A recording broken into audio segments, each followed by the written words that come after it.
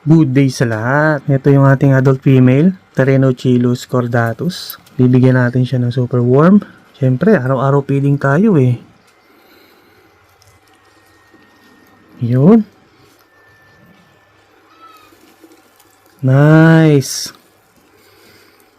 Yun mga par. Tinake daw niya yung super warm. And siyempre, napaka-astig oh. Very good. So, ang ganda ng buhay naman oh. Napaka-simple pero astig, no? Yeah, next natin yung adult female natin. Chilobrachys discolus blue. Yun.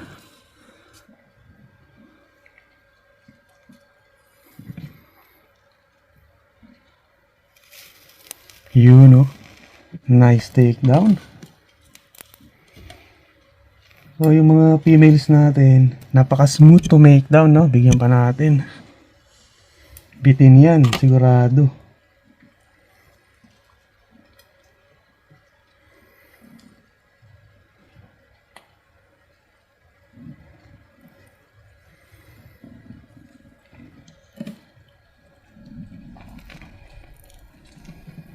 Yun, kinuha ulit.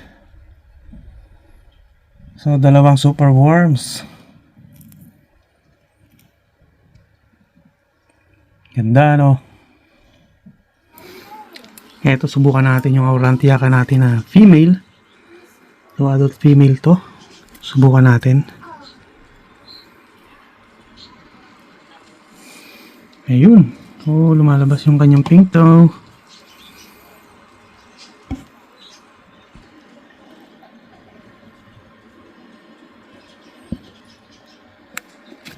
Yun. Tinake daw niya mga par. Ayun oh.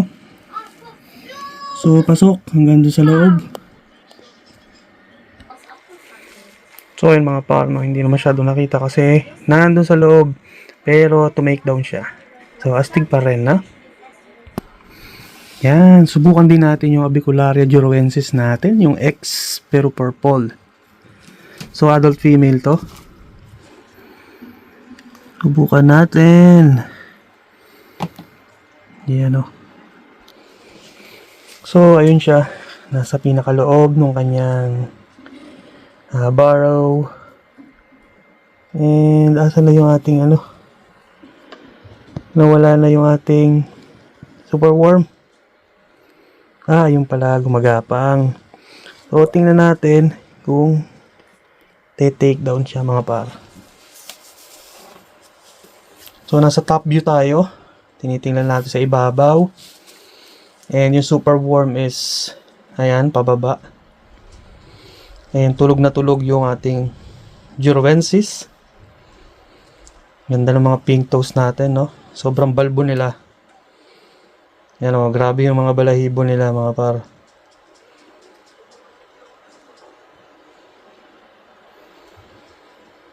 So, i-take down niya kaya to. Ayun, kinain niya, mga par. Oh. Kitang-kita. So, napaka-astig, no? And, ang ganda ng kulay. Yan, oh. Nice takedown. So, napaka-astig ng mga pink toes. And, syempre, yung mga balbon ng kanyang mga paa, no?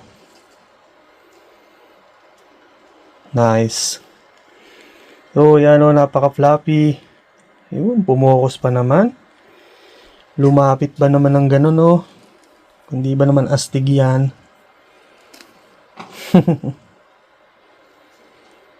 Next is Augacephalus. Ang dami. Bigyan natin siya dito. Yun. Nice takedown. Napakabilis. Yun. Nandun siya sa kabilang sulok na yun. Yan ay mag-focus. Yun. Doon siya nagtatago ngayon. Yun. Dahil sobrang bilis niya kanina, bigyan pa natin ng isa. Baka sakaling makita ulit natin yung takedown niya. Sobrang bilis kasi nung kanina eh. Hindi natin masyado nakita. Ilapit natin ng konti yung pagkain dun sa butas. Baka sakali na-takedown niya ulit. Ayun. Yun oh. Wow. Ang ganda na ng kulay. Nice. Ang ganda oh. Pogi. So, tinake down niya ulit yung pangalawa. Very good. So, eto, meron tayo ditong dalawang male na Harpactira dictator. Ayan, oh. Bigyan natin dito. So, pa-take downin natin tong isa. Yun. Napaka-stig. And, dahil maliit yung pagkain, bigyan pa natin ng isa. Uy! Ayun, tinake down ulit. So, hindi natin masyado na-capture yung pangalawang takedown niya. Pero, ayun. Inuupakan niya pa rin. And, ito isa bigyan natin. Ayan, o. Ayan. So, ito, parehong male silang dalawa. Ayan, o. Nice. So, bigyan pa din natin ng isa. Banda rito.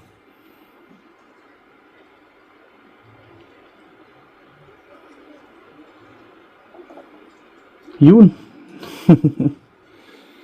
So, ang kulit nilang tumake down, no? Astig. So, mapapansin nyo kapag mga males, no? Medyo leggy talaga sila. Yan, mahaba yung mga galamay. Compare sa mga babae. Nice. So, nabawasan na ng isa. Ito ang ating, pinick up nung, kailan ba? Linggo. Pinick up nung linggo. Tsaka isang Caribena versicolor yung nabawas. Yan, Teraposa apophysis natin. Nag-molt na. Yan, kaya medyo matagal siyang hindi napasama sa ating feeding video. Kasi, ayan, nag-pre-molt siya. Matagal na hindi kumakain. So, ngayon, susubukan natin pakainin. Tingnan natin kung ready na siyang kumain.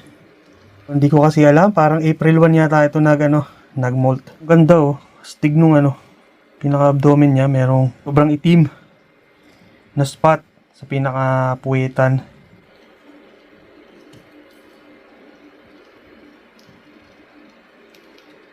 Yun, hindi ko alam kung kakain na to. So, sana kumain.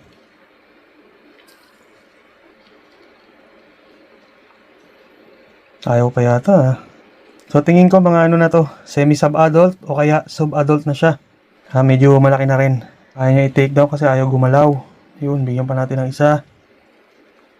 Baka sakali.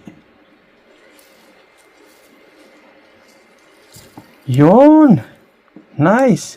So, ready na pala siyang kumain.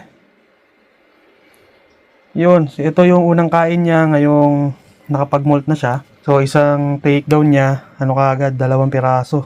So, ayan, ganda, nagba-violet or nagpi-pink na yung kanyang mga femur. So, lumalabas na yung mga kulay-kulay niya, So, ito ay isang female. Bigyan pa natin ng isa dito.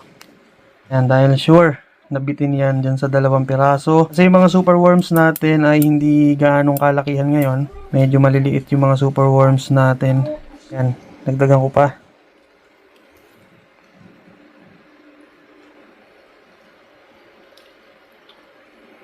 So, ayan, fresh na fresh talaga, Uy, lumusot. Subo na natin, mga par. Yun, kinuha niya pa rin, Nice. Very good. Sobrang ganda ng kulay. So, yun, 3 na yung tinake down niya. Yung pala, nakawala yung isa, yun, So, ayun, nakawala yung isa. Yun, Pero okay lang. So, pwede na natin siyang iwanan dyan. Dahil to make down naman na siya. And, ayan. Ito mga par, try ulit natin itong ating Idiotelemira. Tingin ko kakain na ulit to So, ito ay isang unsex na Idiotelemira. Pero medyo malaki na siya. Ayan na. Yun, nice! Sobrang ganda ng kulay, mga par. Napaka-astig nito, So, ang laki na niya. So, tingin ko, babae din to. Kasi yung size niya, na ganyang kalaki, dapat, na yan. Kung male yan, dapat adult na. Pero, hindi pa rin siya nagiging adult male. 70 to 80% is babae siya. So, ito mga par, yung ating Harpactira sp Gansby. Yan, napakaganda. So, isang female. Tingin ko, pre-molt siya.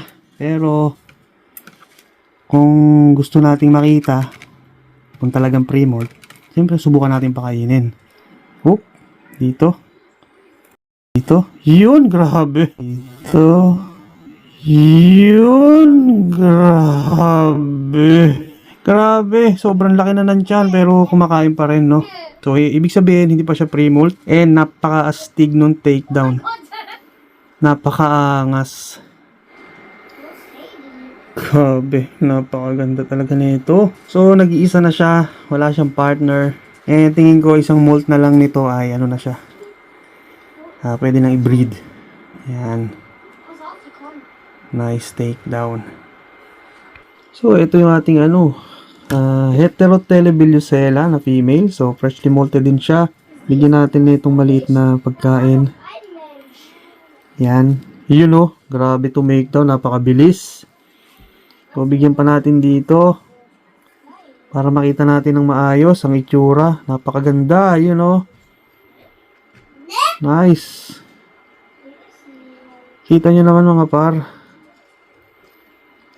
Yan. So, yan ay chestnut baboon. So, yan yata yung tawag sa kanya. Napaka-astig. Ganda, no? Oh. So, itong mga to ay hindi nakakasawang alagaan, hindi nakakasawang pakainin. Yan, oh. Kahit kano karami bigay mo dyan. Yun. Nice. Pabalikan pa niya, oh. Yun, oh. Nice. Kinuha pa rin. Astig. Napakaangas, diba? Yun, oh. So, isa to sa mga baboons na napakaangas. Kaso dwarf lang siya, pero ayos. Yun, oh. Eh, napaka-heavy weber din. Yun lang. Isa sa nagustuhan ko sa kanya is talagang napaka-heavy weber. Tingnan nyo naman. So, maliit lang yung lalagyan niya, pero punong-puno ng sapot. So, ito yung isang adult female natin na Dolichotele diamantinensis. So, na-rehouse ko na siya.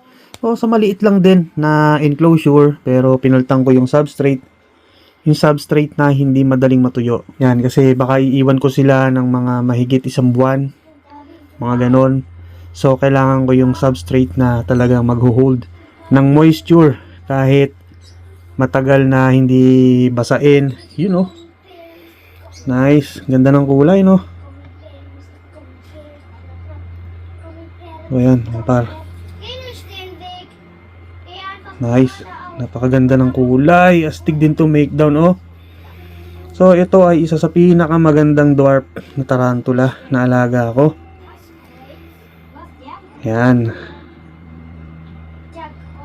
Napakaangas, no? Sana all. So, siguro ito na yung last na pakakainin ko ngayong araw na to. So, bukas ulit or sa makalawa ulit para meron kayong aabangan mga tol, no? So, yun lang. Hanggang sa muli.